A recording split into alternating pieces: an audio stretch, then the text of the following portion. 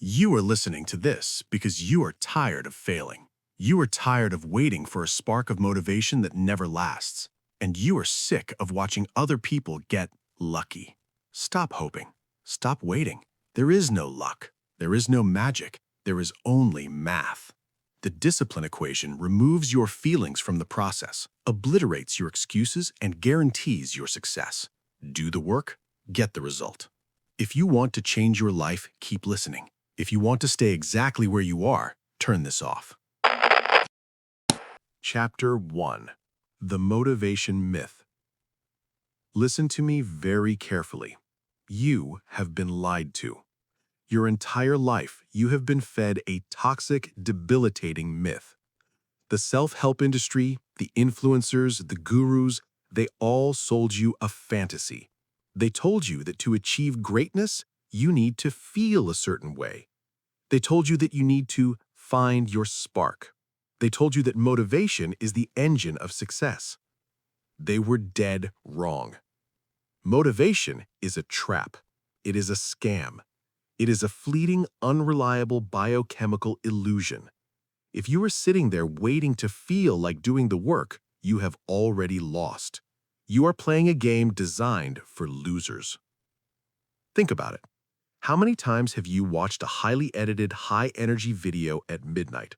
You felt a surge in your chest. You felt a massive spike of dopamine.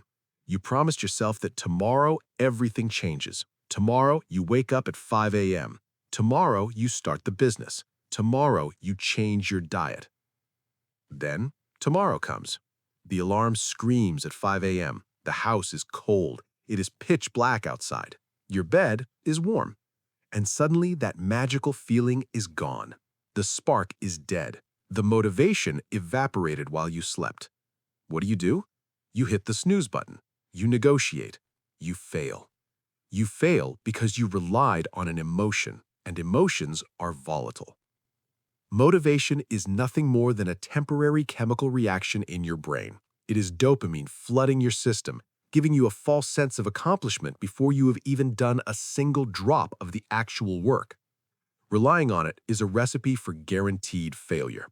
If you only act when you feel like acting, you will constantly abandon your goals the very second things get difficult.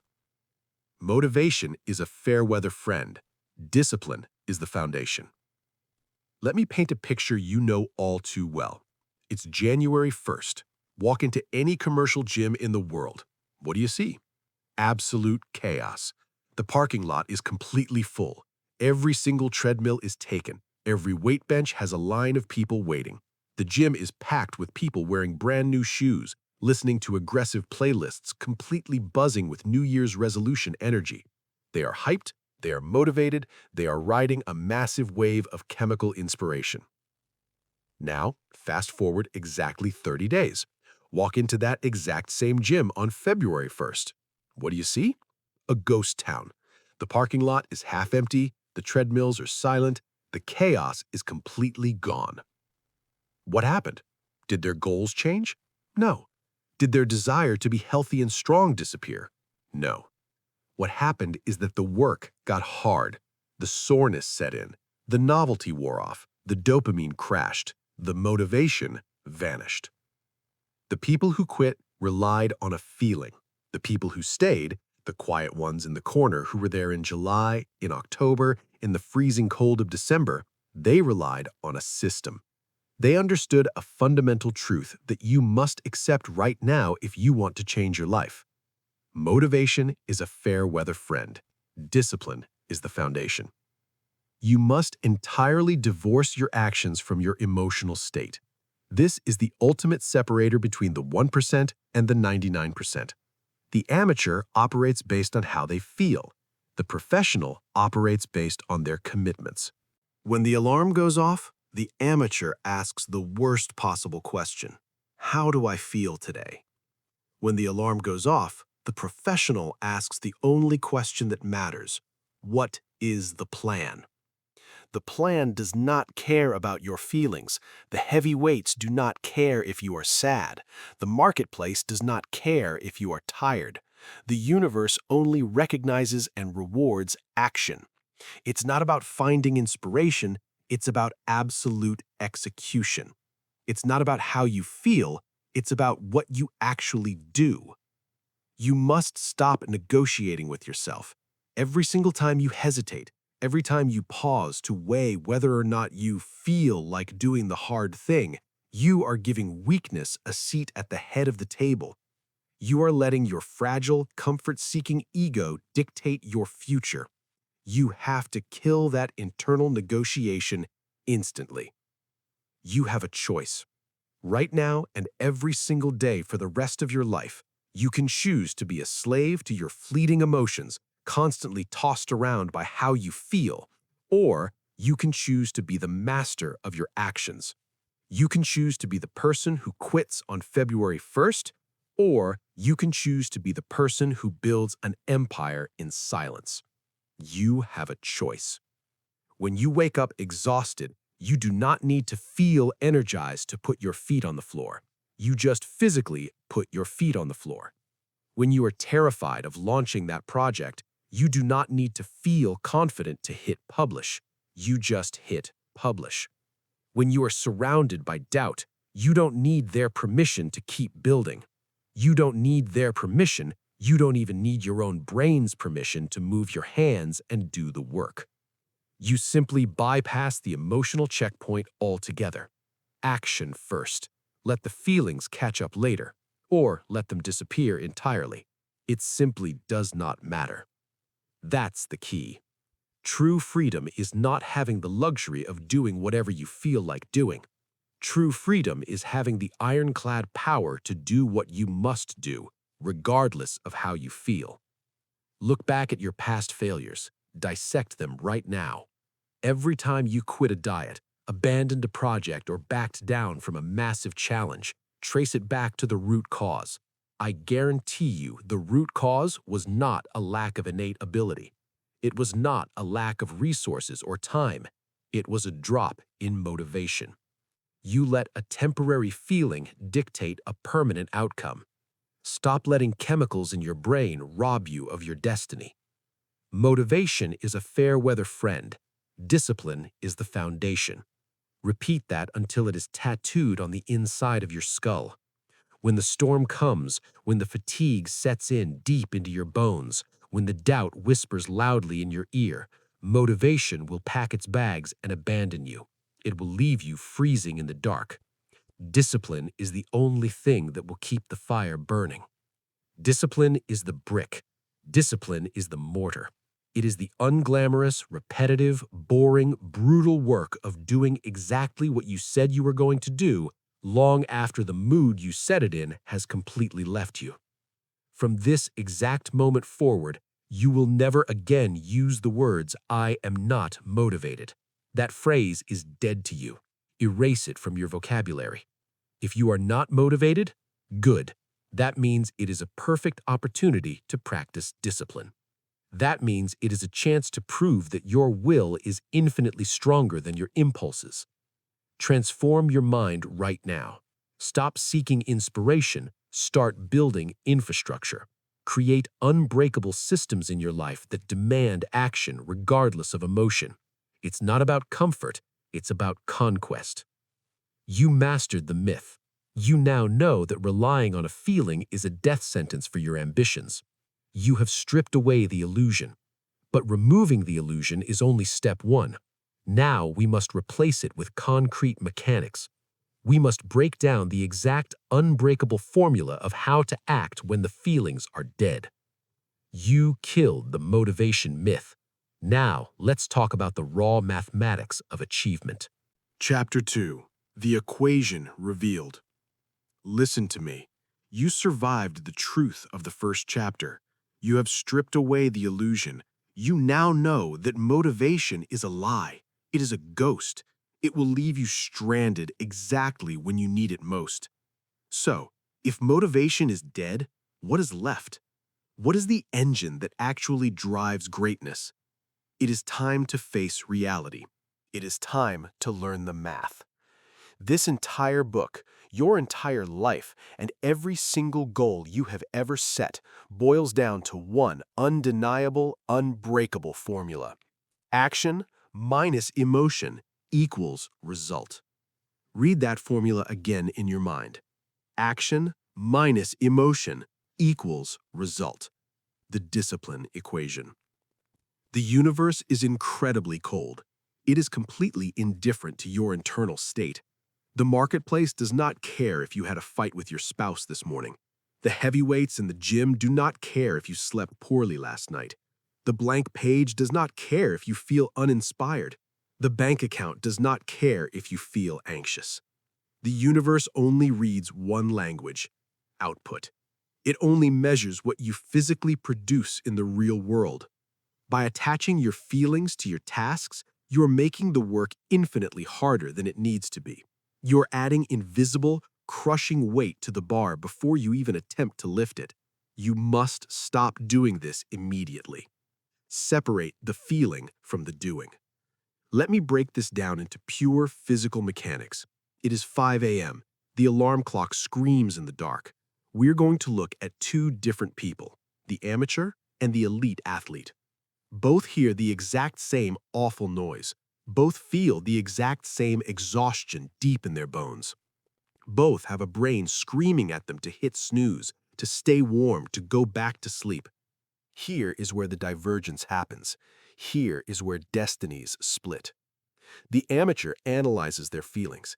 They wake up and instantly run an internal emotional audit. They ask themselves a lethal question: do I feel like getting up? The answer, of course, is no.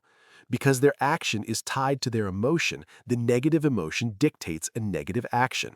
They stay in bed. They fail. The elite athlete, they experience the exact same negative emotion. They are just as tired. They are just as miserable in that pitch-black room. But they know the equation. Action minus emotion equals result. They do not consult their feelings. They bypass the emotional checkpoint entirely. They engage their core, they sit up, they swing their legs over the side of the mattress, they put their feet on the floor, they stand up, they walk to the gym. Separate the feeling from the doing. Notice exactly what the elite athlete did. They treated waking up as a purely mechanical process. Gravity works the exact same way whether you're ecstatic or devastated. The mechanics of moving your limbs do not require joy. They do not require inspiration. They just require command. You have a choice. Every single morning when that alarm rings, and every single day when you face a difficult task, you have a choice. You can let your temporary mood dictate your permanent reality, or you can execute the mechanics. You can be a victim of your own biochemistry, or you can be a machine. That's the key. True freedom is unhooking the tether between your mood and your motion. Stop victimizing yourself with your own moods. You act as if being tired is a terminal illness. You act as if feeling uninspired is a physical barricade preventing you from moving your hands. It is not. It is just a sensation. It is a passing cloud in your mind. Let the sensation exist. Let it be there. Acknowledge it, and then do the work anyway. It's not about your fragility. It's about your ironclad discipline. Society has cursed you. Society has programmed you with the expectation that work should feel good. You have been told that the journey to greatness is a joyous, fulfilling adventure every step of the way. That is a lie. It is a grind. It is a calculated, brutal, mechanical grind. The expectation that you must feel good before you start is the heaviest chain around your neck. You must snap it right now. Realize this fundamental truth. You can be absolutely miserable and still produce world-class output. Your depression, your anxiety, your doubt, your boredom, they are passengers in the car. But they are not driving. You are driving. You put your hands on the wheel, you stare straight ahead, and you press the gas pedal. Separate the feeling from the doing. What must you change today? What is the transformation? You must kill the internal emotional audit. Stop waking up and checking your emotional temperature. Stop asking questions whose answers do not matter. Am I happy today? Am I sad? Am I stressed? Stop it. When you face a task, you simply execute the physical steps required to complete it. Period. If you need to make 20 sales calls, you pick up the phone, you press the buttons, you speak the words. You do not need to feel passionate to dial a phone number. Your fingers work perfectly fine even when your heart is heavy. If you need to write a business plan, you sit in the chair, you open the laptop, you strike the keys. The keyboard does not lock itself just because you feel imposter syndrome. The keys still press down, the words still appear on the screen. You don't need their permission. You don't need the permission of your doubts. You don't need the permission of your fatigue. You don't need the permission of the weak voice in your head telling you to take a day off. You bypass them all. You execute the command. Action minus emotion equals result. This is the superpower. When you learn to operate entirely outside of your emotional state, you become unstoppable. You become immune to the bad days.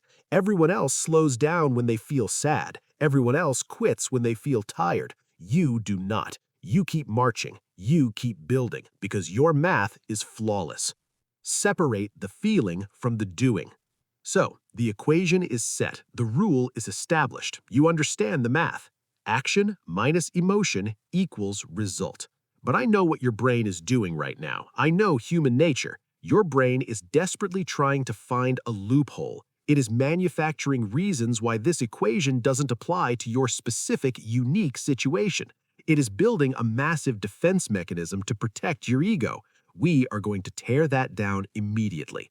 You know the math. Now we must destroy the lies you tell yourself to avoid doing the math. You mastered the equation. Now let's talk about the poison you feed your own mind. Chapter 3. Kill your excuses before they breathe. You know the equation now. Action minus emotion equals result. You understand the raw mathematics of achievement, but there is a virus in your system. As soon as you heard that equation, your brain started working overtime. It started building a massive, intricate wall. It started whispering all the highly specific reasons why that equation will not work for you. You told yourself that you are different. You told yourself your circumstances are harder. Your schedule is busier. Your boss is worse. Your past is darker. Stop talking. Shut that voice down right now. An excuse is just a well-dressed lie. What is an excuse, really? Let's dissect it and expose it. An excuse is nothing more than cognitive dissonance. It is a psychological defense mechanism designed by your brain to protect your incredibly fragile ego from the sharp, humiliating pain of underperforming. It hurts to admit that you are lazy. It is agonizing to admit that you are scared. So your brain invents a story. It creates a narrative that entirely absolves you of the blame. Every single time you validate an excuse, you are negotiating with weakness. You are shaking hands with failure. You are telling your subconscious mind that it is perfectly acceptable to quit, just as long as you have a compelling story to tell afterwards. This is how losers live. They collect stories of why they failed instead of collecting results. Every time you accept an excuse, you permanently lower your baseline for success. You train your brain to look for the exit door the second the pressure increases. You have a choice. Right now and in every moment of adversity for the rest of your life, you have a choice. You can either be a master of execution or a master of excuses. You cannot be both. They cannot coexist in the same body. Let's look at the most common, toxic excuse on the face of the planet. Let's look at the lie you tell yourself every single day. I don't have time. You say it about the gym. You say it about building a side business. You say it about reading a book. You say it about fixing your marriage. I just don't have the time right now. Listen to me. An excuse is just a well-dressed lie. Let's compare your life to the life of a Fortune 500 CEO. Let's look at a man or woman running a global empire, managing thousands of employees, handling millions of dollars, traveling across multiple time zones, and answering to a ruthless board of directors. The pressure on them is unimaginable to you. Yet, somehow, That CEO still finds the time to train like a savage every single morning at 4:30 a.m. Somehow, they still read 50 books a year. Somehow, they still build and conquer. And you? You are a mid-level employee complaining that your 30-minute commute is too draining. You are complaining that your boss gave you one extra project on Friday. You claim you have absolutely zero time to work out or build your future, but your screen time report clearly shows that you spent 3.5 hours mindlessly scrolling through social media yesterday. You watched 4 episodes of a television show last night. Time is the ultimate equalizer. You have the exact same 24 hours in a day as the most successful, dominant people on Earth. Time is never the issue. Prioritization is the issue. It's not about your busy schedule, it's about your absolute lack of discipline. That's the key. You must stop lying to yourself about where your hours go. You must change your vocabulary immediately. When you say, "I don't have time to work out," you are lying to protect your ego. What you are actually saying is, "My health is not a priority." When you say, "I don't have time to start my business," you are actually saying, "Watching television and being comfortable is more important than my financial freedom." Saying the truth out loud hurts. It stings. It damages your ego. Good. Let it hurt. Let it damage your ego. Your ego is exactly what is keeping you broke, out of shape, and stuck in mediocrity. An excuse is just a well-dressed lie. Strip the dress off. Expose the lie for what it is. It is cowardice. It is laziness. It is fear. What must you do today? What is the transformation? You must learn to ruthlessly interrogate your own inner dialogue. You must treat your excuses like a hostile witness on the stand. Break them down. Interrogate them until they fall apart. When your brain tells you that you are too tired to study, you ask it, "Am I actually physically dying, or am I just slightly uncomfortable?" The answer is always the latter. When your brain tells you that you don't have the right equipment to start recording videos, you ask it, "Do I actually need a $10,000 studio, or am I just terrified of being judged by strangers on the internet?" You must become a ruthless, unforgiving auditor of your own thoughts. Kill the excuse before it even forms a complete sentence in your head. The second you feel the lie bubbling up in your throat, swallow it. Swallow it and execute the action instead. You don't need their permission. You don't need the world to validate your reasons for failing. In fact, the world loves it when you fail. The weak masses love a good excuse because it makes everybody else feel better about their own pathetic lack of effort. If you have a great excuse, your friends will nod their heads. They will comfort you. They will say, "It's okay, you've had a really hard week. You deserve a break." Do not listen to them. Their comfort is poison. You don't need their permission to fail, and you absolutely do not need their permission to succeed. You must isolate yourself from this societal culture of comfort and victimhood. From this exact second forward, you are forbidden from making excuses. If you fail, you own it completely. You look in the mirror and you say, "I failed because I did not execute." You say, "I failed because I was outworked." You say, "I failed because I lacked discipline." You take extreme, brutal ownership of the outcome. You stop negotiating with your weakness. You stop pleading your case to the universe. The universe is a cold, calculating judge that only looks at the final scoreboard.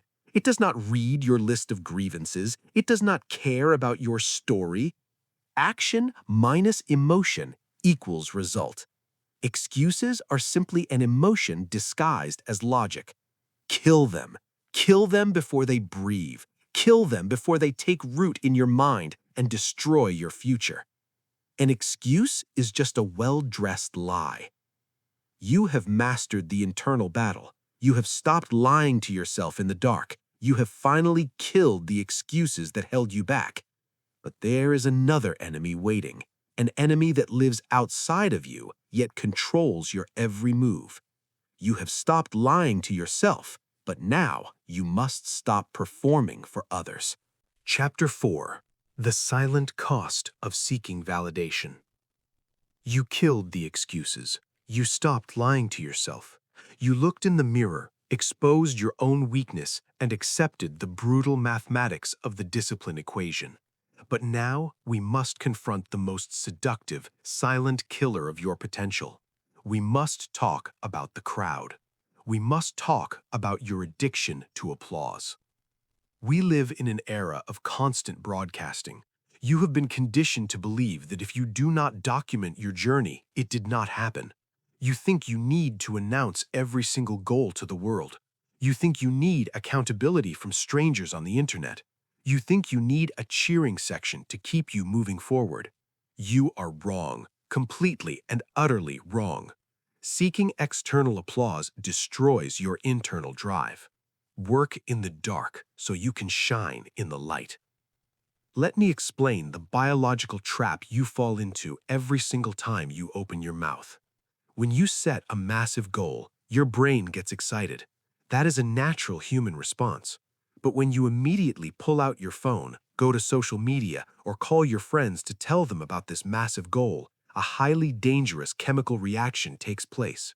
You post, "Starting my new business today. The grind begins."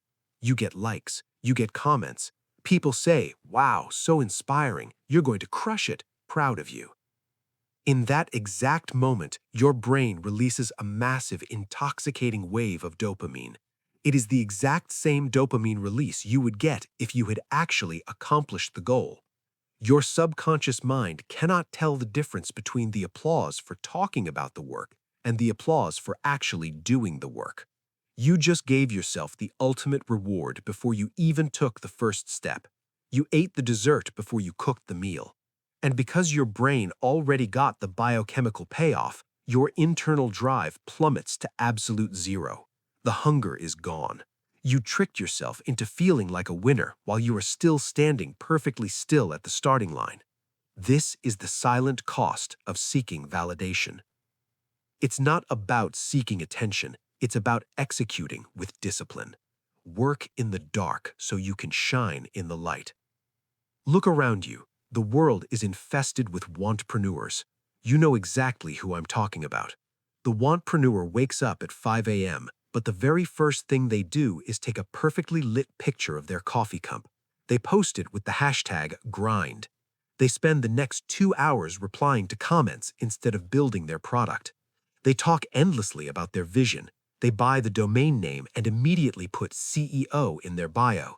They are entirely consumed by the performance of success. They are actors playing a role. They are hopelessly addicted to the cheap dopamine of potential. And when the actual work gets hard, when the screen is blank, when the bank account is empty, when the code breaks, when absolutely no one is clapping, they quit. They always quit. They quit because the applause stopped. Now, look at the silent builder. The silent builder wakes up at 5 a.m. and leaves their phone in another room. They sit in the dark. They execute the discipline equation. Action minus emotion equals result. They do not announce their intentions to the public. They do not seek validation from people who have never built a single thing in their lives. They suffer in total anonymity. They fail in private. They iterate in private. They bleed in private. And then, seemingly out of nowhere, they launch a multi-million-dollar empire. The world looks at them and says, "Wow, an overnight success." The world is blind. They didn't see the thousands of hours of silent, brutal, unglamorous execution. The silent builder wins because they preserved their hunger. They refused to leak their drive to the public. You have a choice. You can be the loudest person in the room talking about what you are going to do, or you can be the deadliest person in the room actually doing it. You can feed your fragile ego with likes, or you can feed your bank account with actual results. You have a choice. From this exact day forward, you are going on a total communication blackout regarding your goals. You will not post about your diet. You will not post your business ideas. You will not tell your friends about your new routine. Stop leaking your kinetic energy. When someone asks you what you are up to, you look them dead in the eye and you say 2 words, just working. That is it. You offer no details. You seek no validation. You leave them guessing. That's the key. True power is knowing you are building an absolute monster and refusing to let anyone see it until it is fully ready to devour the market. You must learn to become completely immune to the opinions of others. You do not need their encouragement to start. You do not need their applause to keep going. You don't need their permission.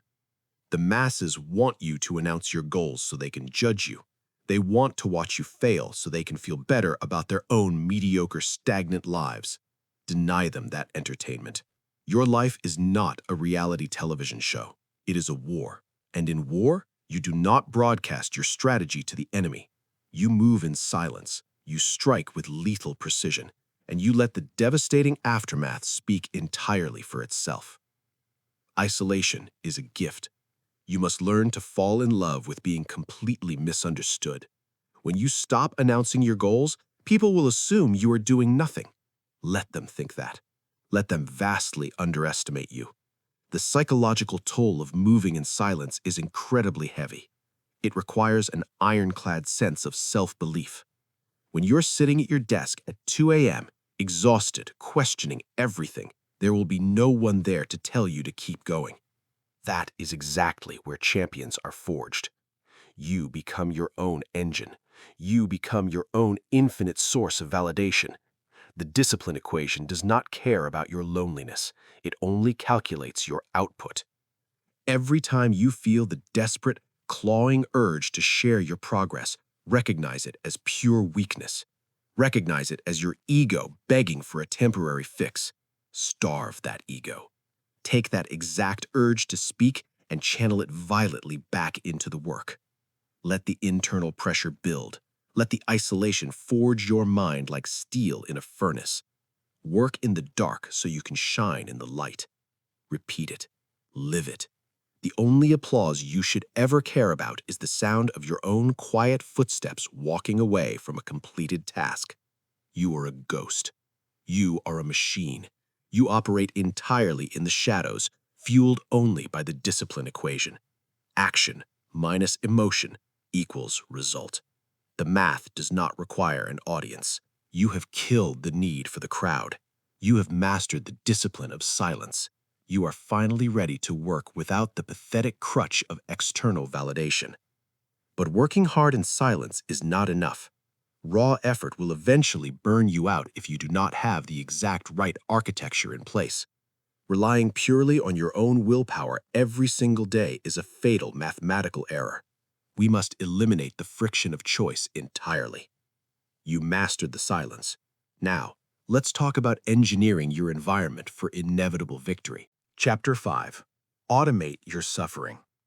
You are operating in the dark now. You have killed the noise of the crowd. You have silenced your excuses. You are isolated, focused, and ready to execute the discipline equation. Action minus emotion equals result.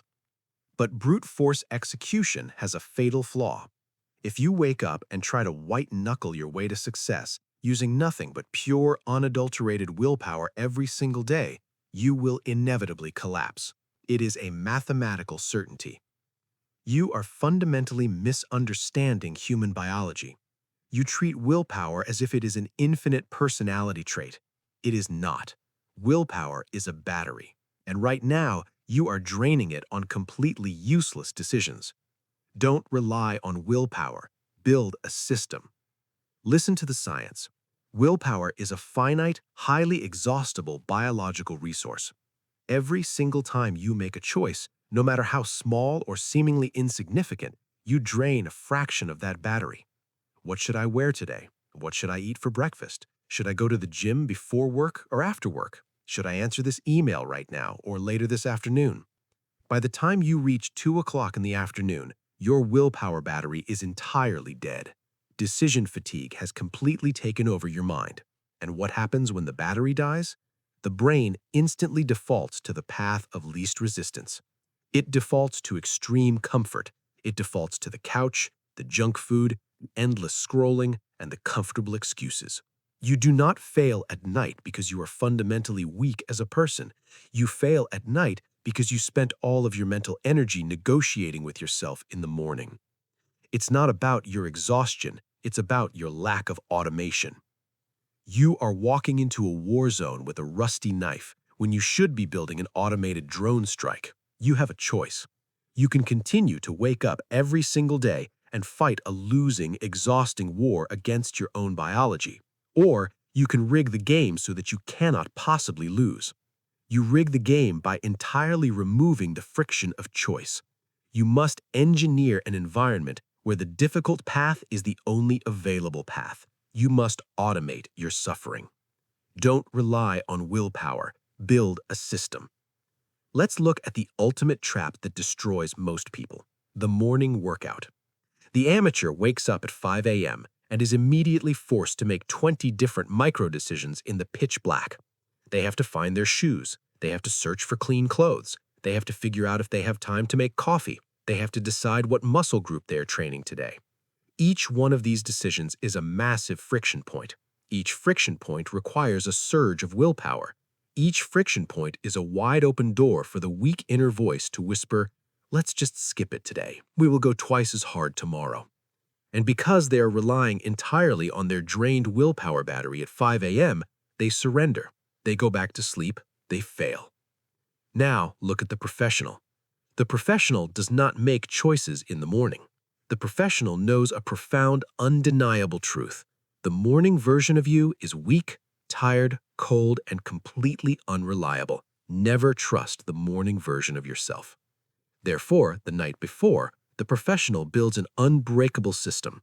They act as the commanding officer, giving strict orders to the morning soldier. They lay their workout clothes out on the floor, directly in the path to the door. They put their shoes right next to their keys. They prep their pre-workout drink and leave it on the counter. They write down the exact specific workout plan on a piece of paper. When the alarm goes off for the professional, there is absolutely zero cognitive load. There is zero internal negotiation. There is no choice to make. They simply execute the rigid commands left for them by the previous night's version of themselves. They step into the clothes. They drink the water. They walk out the door. The difficult path has become the only path. They have automated the execution. Don't rely on willpower. Build a system. People will look at your tightly controlled systems and call you a robot. They will say you are too strict. They will tell you that you need to live a little, that you need to be spontaneous. Let them talk. You don't need their permission to be a machine. You don't need their permission to ruthlessly protect your future. Spontaneity is the enemy of consistency. The masses love spontaneity because it allows them to be lazy whenever they feel like it. You are not the masses. You are the architect of your own victory. That's the key. True freedom does not come from doing whatever you want, whenever you want. True freedom comes from the absolute elimination of choices that lead to failure. What must you do right now? What is the transformation today? You must immediately audit your daily life for friction points. Look at the exact places where you consistently fail, where your discipline equation breaks down. Do you always eat garbage at lunchtime? Stop relying on your willpower to choose a salad when you are starving, stressed, and exhausted at 1 p.m. That is a mathematically guaranteed failure. On Sunday night, you prepare 5 healthy meals. You put them in identical containers. You stack them in the fridge. You automate the suffering. When Monday at 1 p.m. hits, you do not look at a menu. You do not ask your coworkers where they are going. You just consume the fuel. Do you waste 2 hours every single morning deciding what business tasks to tackle first? Stop it. The night before, you write down your top 3 absolute priorities on a sticky note. You place that note directly on the center of your keyboard. In the morning, you sit down, you read the first line, and you strike. You do not open social media. You do not check the news. You execute the system. Don't rely on willpower. Build a system. You must design a life where doing the hard thing is actually physically easier than doing the wrong thing. If you want to read more, put the book on your pillow so you physically have to touch it before you go to sleep. If you want to stop scrolling on your phone late at night, put the charger in the garage so you cannot reach it from your bed. Force your own hand. Handcuff yourself to success. Make failure incredibly inconvenient. You have automated the process. You have removed the friction.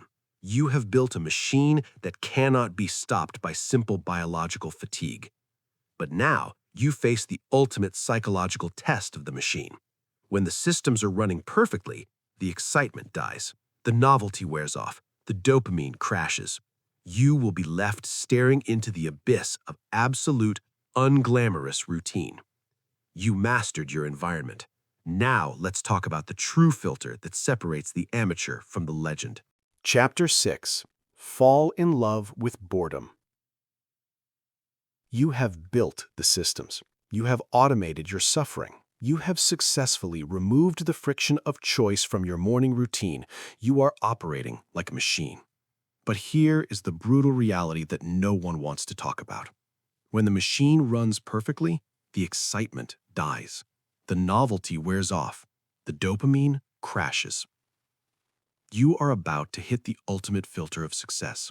You are about to face the devastating reality of extreme, unrelenting boredom. The media lied to you. Hollywood sold you a fantasy. They sold you the lie of the training montage. You have watched the movies. You see the underdogs start their journey, the music swells, the camera cuts quickly from one intense moment to another. In 3 highly entertaining minutes, the hero transforms from a complete amateur into a world champion. They make the grueling process look like a high adrenaline thrill ride. That is not reality. That is fiction designed to keep you comfortable on your couch. In reality, there is no music. There are no fast camera cuts. There is no sudden surge of dramatic energy. Real success is shockingly quiet. It is profoundly unglamorous. It is the ruthless, unyielding repetition of basic fundamentals every single day, long after it has stopped being fun. The person who wins in this life is not the person with the most talent. It is simply the person who can tolerate the most boredom without quitting. Repetition is the mother of mastery. Now look at the legends. Look at Kobe Bryant. When you think of Kobe, you think of game-winning shots. You think of roaring crowds. You think of absolute dominance on the global stage. But where did that dominance come from? It did not come from the cameras. It came from the empty gym. Stories are told of other professional players arriving at an Olympic training camp at 4 a.m. only to find Kobe already there. He was drenched in sweat, but he wasn't practicing flashy dunks. He wasn't practicing half-court buzzer beaters. He was practicing basic footwork. He was practicing pivoting. He was taking the exact same basic mid-range jump shot from the exact same spot on the floor hundreds and hundreds of times in dead silence. He was doing the most basic entry-level drills imaginable, and he was doing them for hours.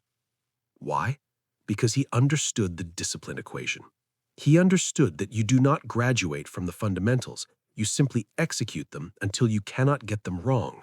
Mastery is just the perfection of the mundane. Repetition is the mother of mastery. Now look at your own journey. You want to build an empire. You want to master yourself and share that message with the world. You want the financial freedom and the impact. But what does the actual work look like on a Tuesday afternoon? It looks like sitting in a quiet, isolated room, speaking into a microphone, recording the exact same style of audio twice a week, every single week. It looks like staring at a computer screen, watching your subscriber count slowly crawl past 450, constantly wondering when the massive algorithmic spike is going to happen. It looks like opening up financial charts, watching red and green candles form for hours on end, just waiting for the one exact right technical setup to execute a trade. There is no adrenaline in that room. There is only the hum of the computer, the glow of the monitor, and the slow ticking of the clock. It is tedious. It is repetitive. It is profoundly boring. And that is exactly where most people break. When the subscriber count doesn't explode overnight, they quit. When the daily audio recording feels like a chore, They skip a week. When the trading chart doesn't offer immediate action, they force a bad trade just to feel something. They demand to be entertained by their own work. You have a choice. You can be an amateur who constantly chases the shiny new object the second your current project gets boring. Or you can be the professional who locks in, stares the boredom dead in the eye, and executes the exact same task for the 1,000th time with the exact same focus as the first. That's the key. You must completely detach your need for entertainment from your daily execution. Work is not supposed to be a circus. It is a factory. And in the factory, the assembly line never stops moving. It's not about your need for constant stimulation. It's about your absolute, unshakable discipline. People will tell you to mix it up. They will tell you to change your niche. They will tell you that you need to find a new passion project because your current one feels stale. Do not listen to them. You don't need their permission to stay the course. You do not need their approval to do the boring work. They are addicted to novelty. You are addicted to results. Repetition is the mother of mastery. What is the transformation today? What must you stop doing right now? You must cure yourself of shiny object syndrome. Stop redesigning your logo instead of making sales calls. Stop changing your content strategy every 2 weeks because a video didn't go viral. Stop jumping from Forex to crypto to stocks just because the market is moving slow today. Stop running from the boredom. Turn around and sprint directly into it. Embrace the mundane. Learn to find a deep, quiet satisfaction in checking the exact same boxes on your daily planner over and over and over again. When you feel that heavy, lethargic wave of boredom hit you, smile. Smile because you know that exact feeling is the filter. That is the wall where 99% of your competition turns around and goes home. You are not going home. You are staying in the empty gym. You are recording the next audio track. You are studying the chart. You are executing the fundamentals. Repetition is the mother of mastery. Repeat the basic actions until they become automatic. Repeat them until they become your identity. You will not be entertained. You will be undeniable. You survived the boredom. You embraced the relentless, unglamorous grind of the everyday. You have fortified your mind against the internal desire to quit. But your mind does not exist in a vacuum. Your internal discipline is constantly under attack by the external forces surrounding you. You mastered the mundane. Now, let's talk about the silent poison breathing the same air as you. Chapter 7. Your environment is your destiny. You mastered the mundane. You embraced the boredom. You have fortified your mind against the internal desire to quit.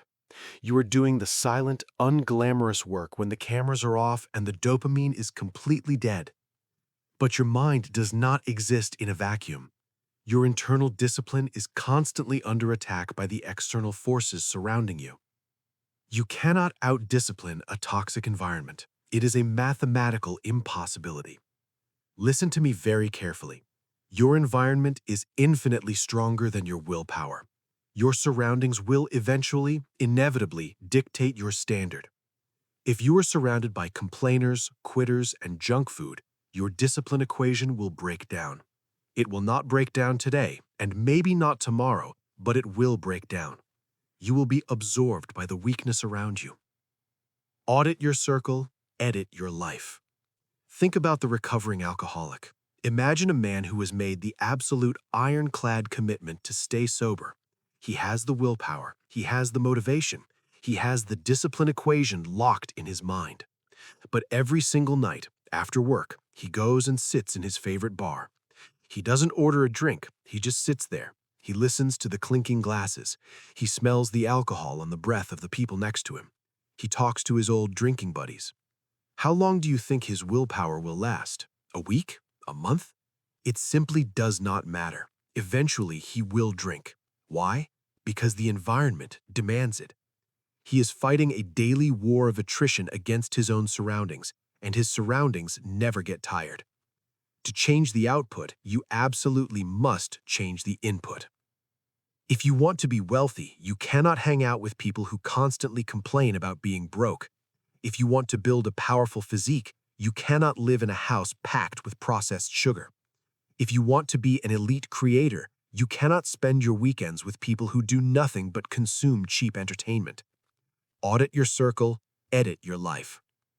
Look at the 5 people you spend the most time with. Look at them objectively. Do not look at them through the lens of nostalgia or blind loyalty. Look at their daily habits. Look at their bank accounts. Look at their physical health. Look at their mindset. Are they builders or are they consumers? Are they pushing you forward or are they holding you back? You have a choice. Right now, as you listen to my voice, you have a choice. You can either ruthlessly elevate your circle or you can let your circle drag you down to their level. Water always finds its level. If you are a level 10 operator surrounded by level 3 friends, you will not pull them up to a 10. They will drag you down to a 3. They will mock your ambition because your ambition highlights their laziness. They will tell you that waking up at 5 a.m. is stupid. They will tell you that working on a Saturday is an obsession. They will offer you a drink when you are trying to focus. They will flood your phone with toxic gossip when you are trying to build your business. It's not about their lack of ambition, it's about your lack of environmental discipline. You have to cut them off. It sounds harsh, it sounds ruthless. Good. Success is entirely ruthless. You do not have the time, the energy, or the biological bandwidth to drag dead weight across the finish line. You don't need their permission. You don't need to explain yourself to them. You don't need to apologize for outgrowing the people who explicitly refuse to grow. You don't need to write them a long letter explaining why you are leaving. You simply stop returning the calls. You stop showing up to the pointless drunken dinners. You immediately exit the toxic group chats. You vanish into the work. Audit your circle, edit your life. But your social circle is only half of the equation. Your physical space is just as dangerous. Look at your workspace right now. Look at your bedroom. Look at your kitchen. Is your environment optimized for absolute execution, or is it optimized for absolute comfort? If your desk is covered in trash and old coffee cups, your mind will be covered in trash. If your refrigerator is packed with junk food, you will eventually eat the junk food. If your phone is constantly buzzing with social media notifications while you are trying to record your audio, write your scripts, or analyze your data, you will lose your focus entirely. That's the key. You must construct a physical fortress that actively repels distraction and weakness. You must view your physical environment as a weapon. If you are trying to build a dominant, high-level life, you cannot operate out of a chaotic, disorganized room. Your physical space dictates your mental clarity. Clear the desk, throw away the garbage, delete the apps off your phone that steal your hours. What must you do right now? What is the transformation today? Today, you declare absolute war on your environment. You execute a massive, unforgiving purge. First, you purge the physical. Go into your kitchen and throw every single piece of garbage food in the trash. I don't care how much it costs. I don't care if it is unopened. Throw it away. Go to your workspace and clear every single item that does not directly contribute to your discipline equation. Make your room sterile. Make it surgical. Make it impossible to be distracted. Second, you purge the social. Identify the 3 biggest complainers in your life. Identify the energy vampires. Identify the people who only call you to gossip or complain about their circumstances. Cut the cord today. Stop answering. Protect your mental bandwidth as if your life depends on it, because your future life absolutely does. Audit your circle, edit your life. Repeat this phrase every time you are invited to a room that does not serve your future. You are a product of your environment, so become the violent architect of it. Build a cage of excellence around yourself. Surround yourself with books written by people who are smarter than you. Listen to audio that challenges your weak assumptions. Stare at screens that demand your absolute focus. When you curate an elite environment, excellence is no longer a daily choice. It becomes an involuntary reflex. You purge the poison. You have edited your life. You have built a sterile, ruthless environment designed for pure execution. But a perfect environment is useless if you are paralyzed by the sheer size of your ambitions. You have the right room and you have the right circle. Now we must conquer the actual steps. We must destroy the paralysis of the massive goal.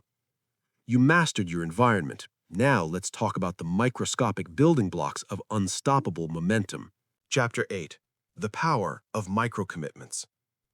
You purged the poison. You edited your life. You have built a sterile, ruthless environment designed for pure execution. You have removed the friction. But a perfect environment is completely useless if you are paralyzed by the sheer size of your own ambitions. You sit in your perfect room, you stare at your massive goal, and you freeze entirely.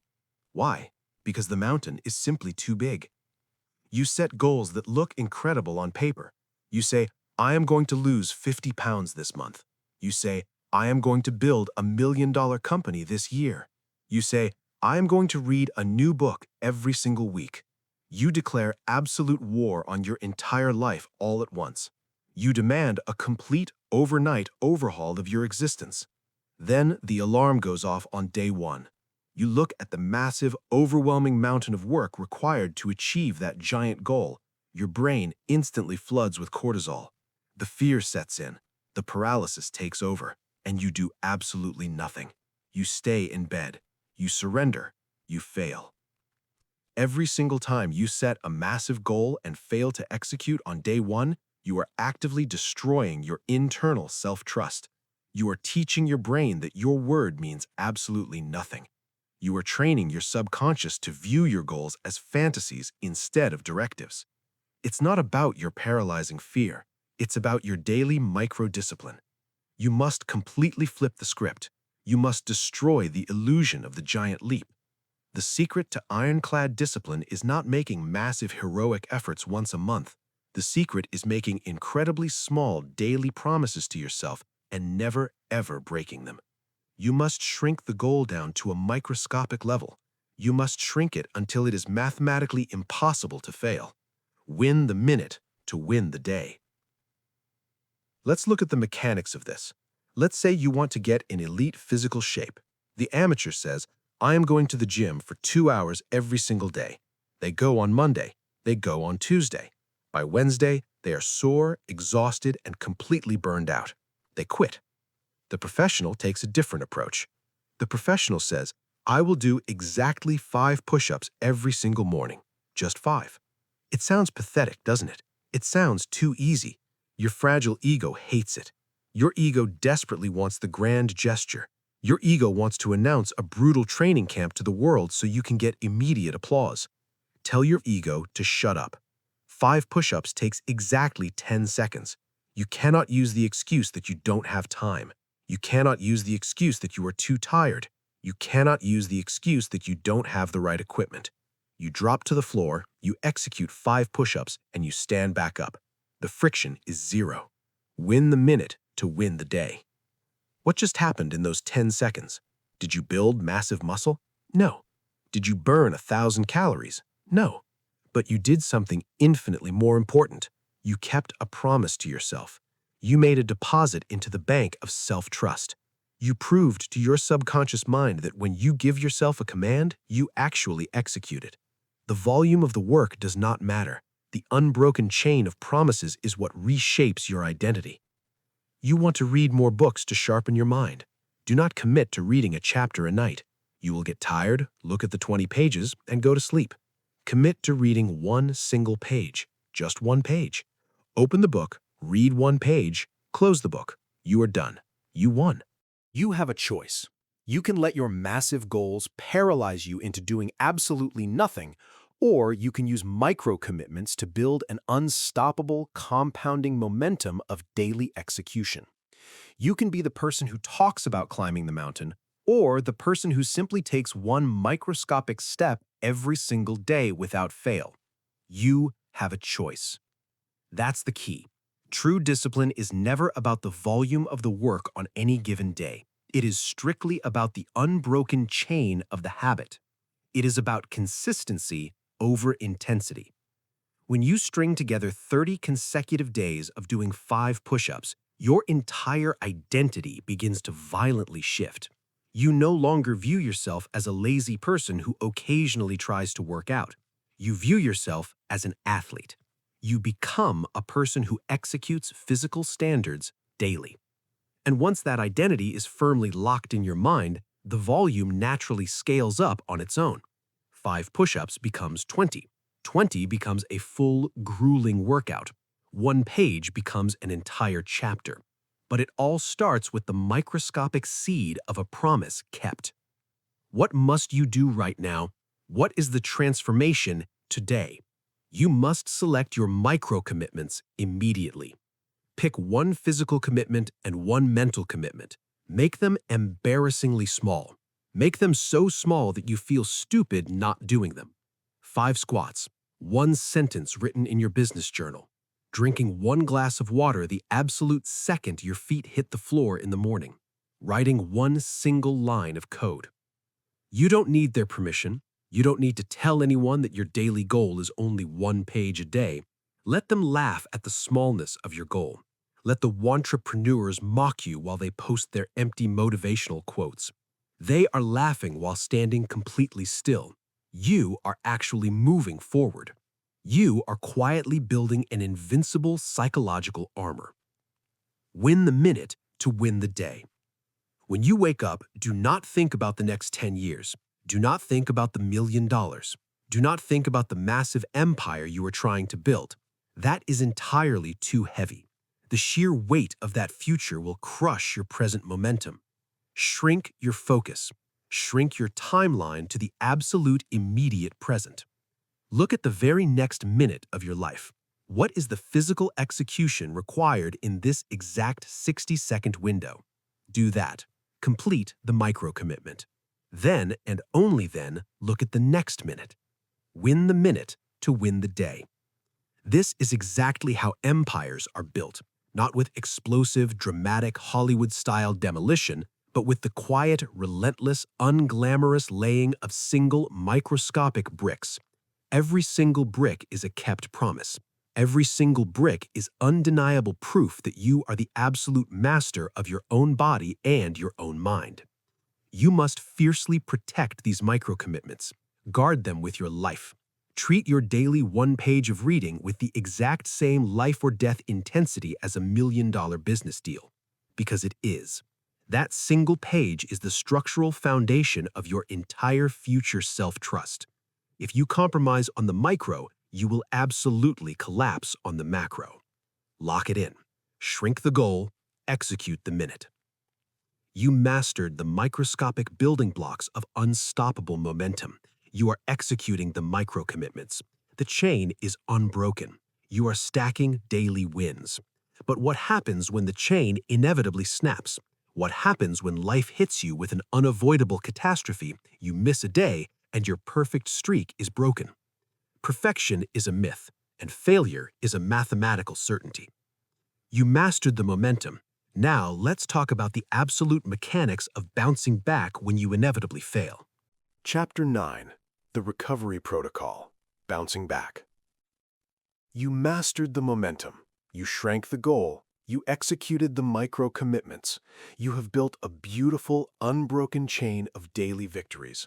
You are stacking days. You are feeling invincible. You look at your streak and you think you have finally defeated your own weakness. And then reality hits you right in the jaw. You will inevitably fail. You will miss a day. You will fall painfully short of your own standard. That is not a probability. That is a mathematical certainty. You are human. Life is chaotic. Emergencies happen. Sickness happens. Exhaustion eventually catches up to you, and the chain snaps. Perfection is a toxic myth. The self-help industry wants you to believe that the greats never stumble. They want you to think that billionaires and champions wake up operating at 100% capacity 365 days a year. That is a lie. They fail. They miss workouts. They blow deadlines. They make catastrophic errors in judgment. The difference between the winner and the loser is not the absolute absence of failure. The difference is the speed of the recovery. Never miss twice. When the loser makes a mistake, they let a single slip-up spiral into a complete and total collapse of their entire routine. They view failure as an absolute identity trait rather than an isolated, manageable event. Let's look at the classic example, the diet. You have been eating perfectly clean for 3 solid weeks. You're losing weight, you are feeling great. Then you go to a birthday party. You are surrounded by temptation. The music is loud, your willpower battery is entirely dead, and you cave. You eat a massive piece of cake. How does the loser react? The loser immediately completely surrenders. They look at the empty plate and they say, well, the diet is completely ruined now. I already failed. So what do? They eat another piece of cake. Then they go home and order a massive pizza. They binge for the entire weekend. They throw away 3 weeks of brutal, hard-fought discipline because of one 10-minute mistake. They let a flat tire turn into a totaled car. How does the winner react? The winner eats the exact same piece of cake, but the winner does not spiral. The winner looks at the empty plate and treats it as cold, hard data. They log the calories, they acknowledge the slip-up without a single shred of emotion, and the very next morning, they wake up and eat a perfectly clean breakfast. The mistake is contained. The damage is entirely isolated. Never miss twice. You have a choice. When you break your streak, you have a choice. You can play the victim, throw your hands up, and use that failure as an excuse to quit entirely, or you can draw a hard, unforgiving line in the sand, adjust the discipline equation, and immediately get back to work. You are building an empire. You are building a brand. Let's say you made a micro-commitment to publish 2 audio tracks or videos every single week. It is your non-negotiable standard. You are grinding, trying to push past 450 subscribers, fighting for every single inch of growth in the algorithm. Then, a crisis hits. You get sick, or a side project you are managing completely derails. Friday comes, and you miss your upload. The amateur says, the schedule is broken, the momentum is gone, I'll just wait until next month to start fresh. The professional says, I missed Friday. I am hitting record right now on Saturday morning. Never miss twice. Missing one day is an anomaly. Missing 2 consecutive days is the beginning of a new catastrophic habit. You must defend the second day with your absolute life. The second day is the exact battleground where your destiny is forged.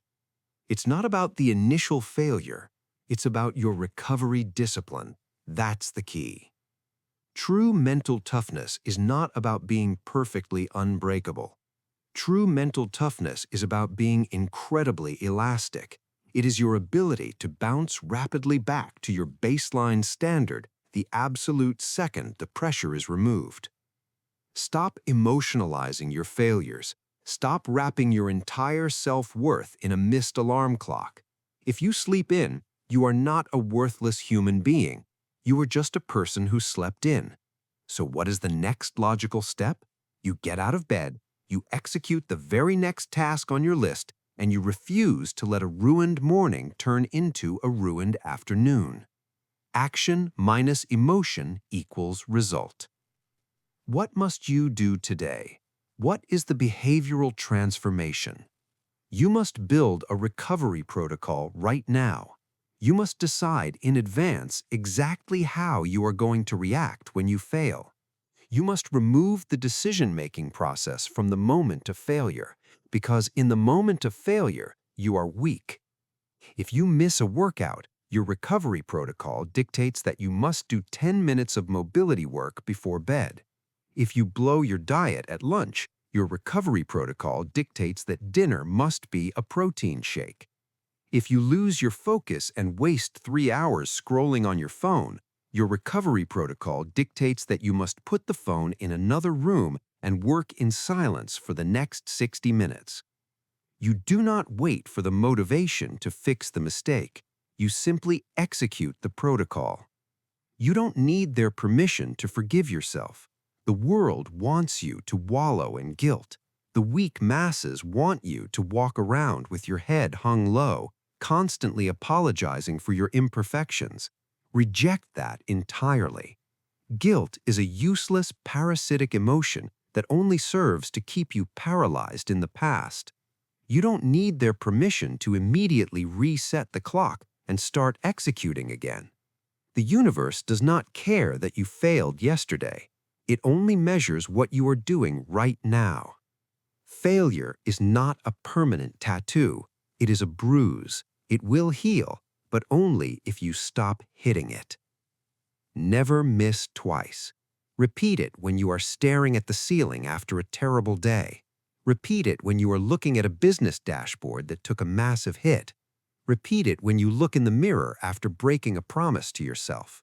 Acknowledge the data, adjust the system, execute the very next immediate action. You mastered the bounce back.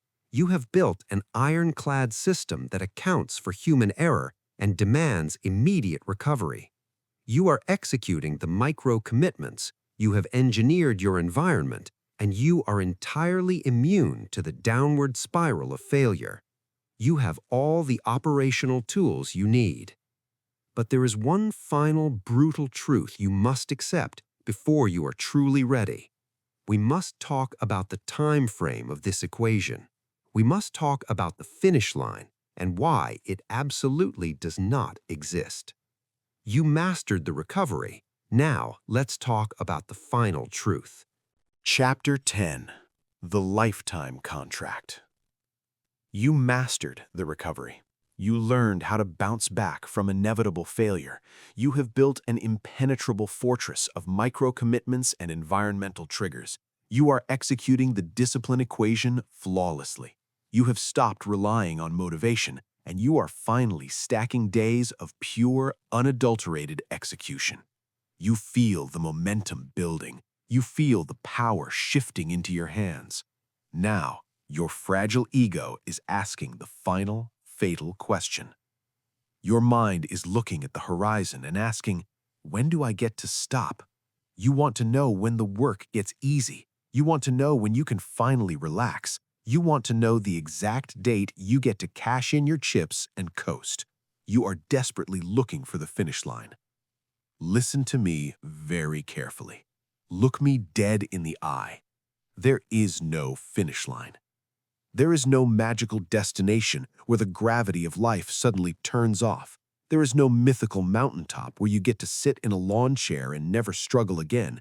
If you are waiting for the day when waking up early feels effortless, you will be waiting until you are dead. The equation never changes. Society has infected you with the arrival fallacy.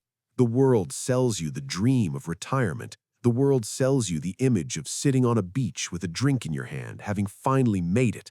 This is the ultimate poison. This is the exact lie that destroys successful people.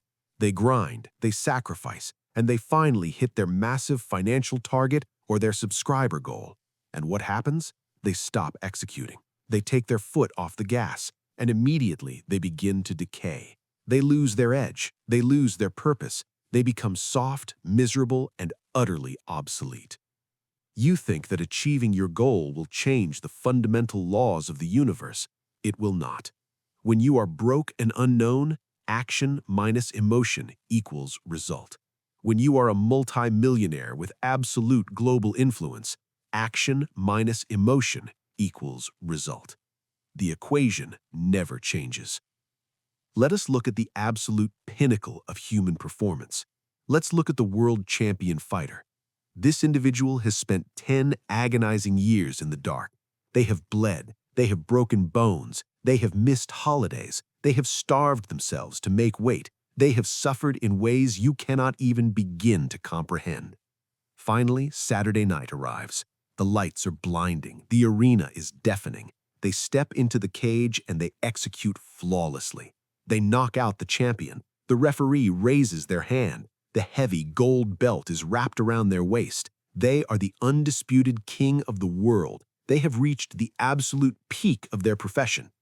What does the amateur think happens next? The amateur thinks the fighter goes on vacation for 6 months.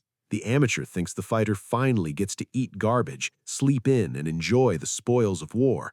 The amateur thinks the fighter is finally done. But where is the true champion on Monday morning? The true champion is back in the exact same gym. They are standing in the exact same dimly lit room. They are hitting the exact same heavy bag. Their hands are wrapped. They are sweating in the exact same silence. Why? Because they do not do it for the belt.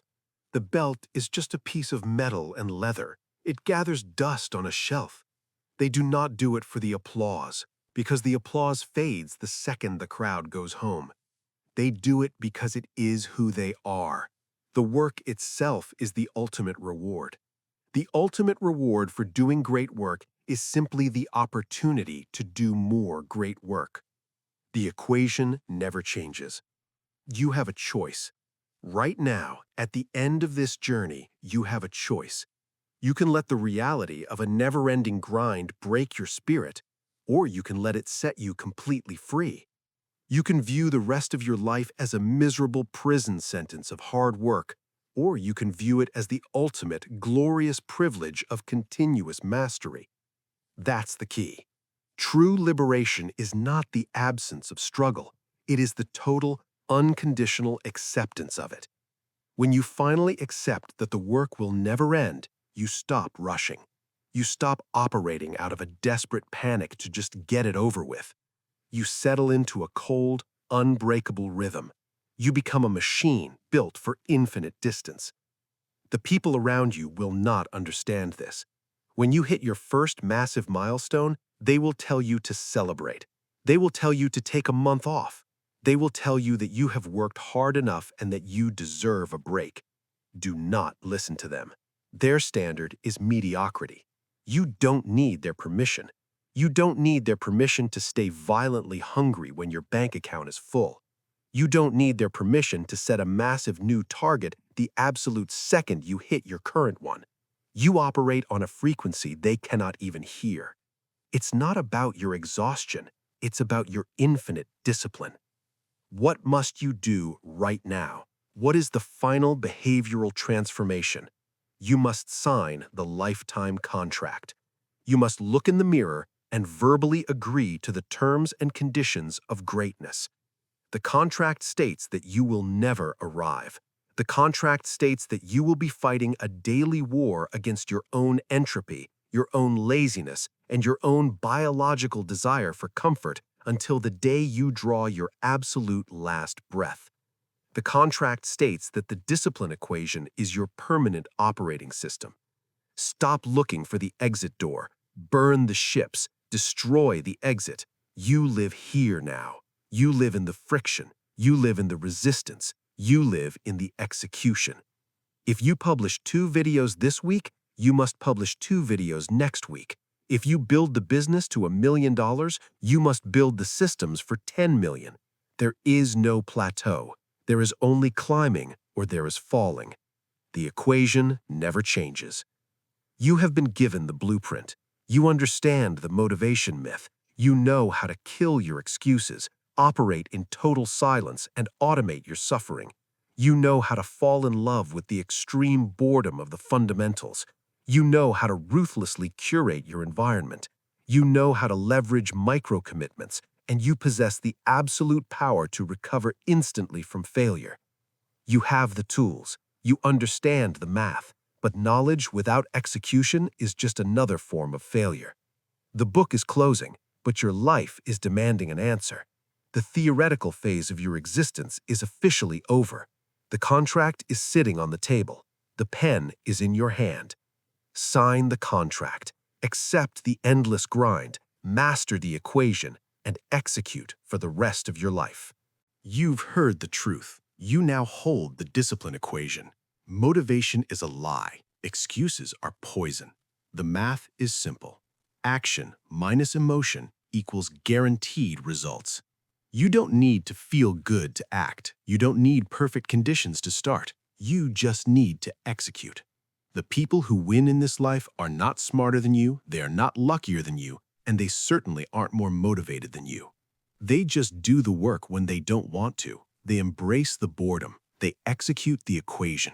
The time for learning is over. The time for consuming content is done. You have all the data you need. Shut this off, get up, look at the one task you've been avoiding all day and go do it right now. Your new life begins the second my voice stops. Execute.